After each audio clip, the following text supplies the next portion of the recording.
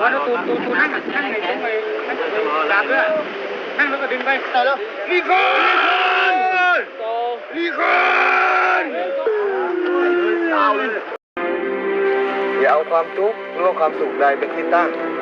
ให้เอาความทุกข์และความสุขที่ได้มาตรงนี้นะครับไปใช้ทั้งชีวิตในเกมชีวิตจริงและเกมชีวิตทำงานแต่มีอย่างหนึ่งที่อยากบอกเอาไว้ถ้าวันใดที่เราอ่อนแอถ้าวันไหนที่เราท้อแล้วประเทศเราจะอยู่ได้ยังไงแล้วใครจะปกป้องประเทศของเราไปถูกฆ่าทานอย่างหนักถูกฆ่าทานอย่างหนักอาสุโนนังผู้ไม่ได้รับฟังกันเราจะไล่ผ่านเราก็หาไม่ได้เลยเดี๋ยววันจนเปลี่ยนความตั้งใจอย่างไรพอเราอยู่ในตัวภารกิจเหลือสิ่งใดได้เลย